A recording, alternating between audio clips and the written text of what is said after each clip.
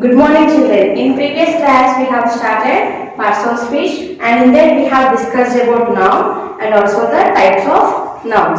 And second one we have discussed about pronoun and also the 8 types of pronouns. Now today we are going to discuss about verb. What is that? This third part of speech, that is verb. So verb means nothing but word that tells us what someone or something does. What is the definition of verb? Words that tells us what someone or something does or called verb. Something does means nothing but an action, otherwise or verb. So these verbs, in other words, we can also call it as action verbs. This is the another name for verb. What is that? Action words. So action words means nothing but, see, I will write some words. Walking, jumping, laughing, reading, writing, etc. So there are many words which will come under the verb. So verb means nothing but words that tells us what someone or something does or call verbs. So these verbs, in another word we can also call it as action words. What we in another name we can also say it as action words. So here I have written some few words: walking, jumping, laughing, reading, writing, etc. So what all are these? They are called as what? Action words. Means writing, reading means nothing but we are doing some action. We are doing some action. So that's why these are called as what? Verb. These words are called as what? Verbs. So let us see the sentences. The dog wagged its tail. The dog wagged its tail. So in this sentence, which is the verb? Wagged its tail means this dog is doing some action. What it is doing? It is wagging its tail. It is wagging its tail. Next, the baby laughed. The baby laughed. In this sentence, which is the verb? Laughed is the verb. Why laughed is the verb? Means it is nothing but an action word. It is nothing but action word. So that's why in this sentence, laughed is the verb. Verb means nothing but it is an action word. Otherwise, we can also call it as a doing word. So what is the definition of verb? Words that tells us what someone or something does or call verbs. Understood children what is verb and the definition of verb?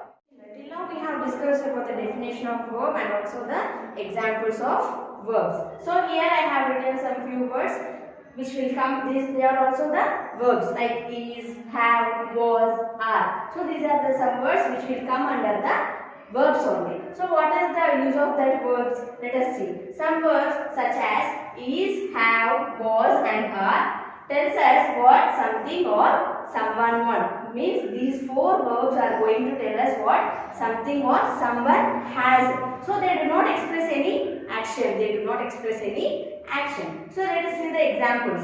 The children are hungry. The children are hungry. Means here they are expressing any action? No. Here they are doing any action?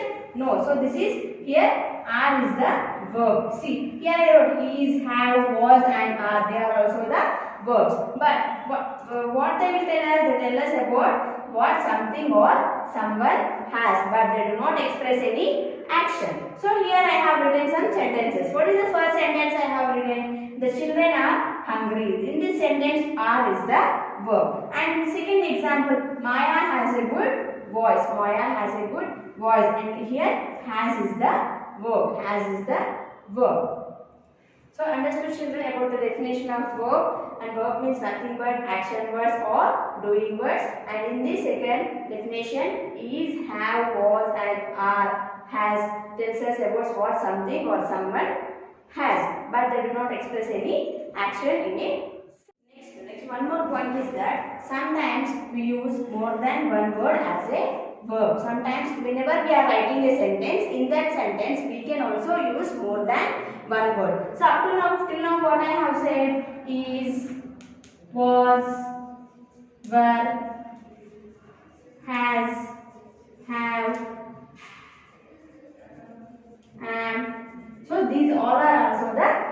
only. These 6 words will also come under the verb only. So whenever we are writing a sentence, in a sentence we can also use more than one verb. Means we can also use 2 verbs in a sentence. So what I told, sometimes we use more than one word as a word. More than one verb we can use in a sentence. So here see these sentences. What is the first sentence I have written? My mother is traveling for work. My mother is traveling for work. So in this sentence, which is a verb? Traveling is a verb. Traveling is a verb, and also is also verb. Is also verb only. And in the second tense, the tiger cubs was splashing in the water. What is the second sentence I have written?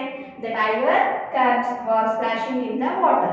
So in this sentence, which is the verb? Splashing is the verb, and also were is the verb. So in both the sentences we have used 2 verbs. In first sentence we have used 2 verbs, and also in the second sentence we have used 2 verbs. So what I told, while we are writing a sentence, in a sentence we can also use 2 verbs. We can also use 2 verbs whenever we are writing a sentence. Only for some sentences, not for all the sentences. For some sentences we use only 1 verb, but for some other sentences we can also use 2 verbs. Okay children, this is about verb. Verb means nothing but whatever the action done, that is called as a verb. And another way we can also call it as an action words or doing words. Types of verbs. So in the types of verbs, what is the first type I have written? Stative verbs. This is the first type of verb, that is nothing but stative verbs. So the stative verbs means nothing but it expresses a state rather than an action. So verb means what I told, whatever the action we are doing, that is only called as verb. So verb means nothing but it is an action words. But in these stative verbs, what it is saying, it expresses a state. Means nothing but it expresses feelings, thoughts, emotions and relationships, whatever it may be. Rather than action, it expresses a state. Means nothing but it expresses feelings, thoughts and emotions. So this is the definition of stative verbs. So next, one more point. What I have written, it relates to thoughts, emotions and relationships. Rather than action, it relates to thoughts, emotions and relationships. So here the examples I have written. What is the first sentence I have wrote? He has a bad cold. He has a bad cold. Means he is expressing his emotions. He is expressing his emotions that he has a bad cold. Next, what is the second sentence I have written? She loves chocolate ice cream. She loves chocolate ice cream. So in this, what she is expressing her feeling. What she is expressing, that she loves chocolate ice cream. So this is about stative verb. Stative verb means nothing but it expresses a state rather than an action, and it relates to thoughts, emotions and relationships. Okay children, now next second type of verb is nothing but transitive and intransitive verb. What is that? Transitive and intransitive verb. So let us see what is transitive verb. Transitive verb means nothing but an action verb that has a definite object. So as I told that in a sentence we are having subject, verb, object. In a sentence we are having subject and object. So what is a transitive verb? An action verb that has a definite object that is being acted upon. So in a sentence, as we know that in a sentence we are having subject and object. So what it is saying, that an action verb that has a definite object that is being acted upon. So let us see the example. This is the structure of the sentence: subject plus verb plus object. So what is the example I have written? Ali is drawing on the board. Ali is drawing on the board. So in this sentence we are having subject and verb. Drawing is a verb. On the board is the object. On the board is the object. So in this sentence total we are having subject, verb and object. So transitive verb is saying that an action verb that has a definite object, means which has sentence which has an object, that is called as what? Transitive verb. In a sentence if we are having an object, that sentence is nothing but transitive verb. Now we are going to learn about intransitive verb. So transitive verb means what I told. In transitive verb we are having subject and object part both. But coming to the intransitive verb, an action verb that has no specific object. An action verb that has no specific object. That is called as what? Intransitive verb. It has no specific in a sentence. It doesn't have a specific object. That is called as what?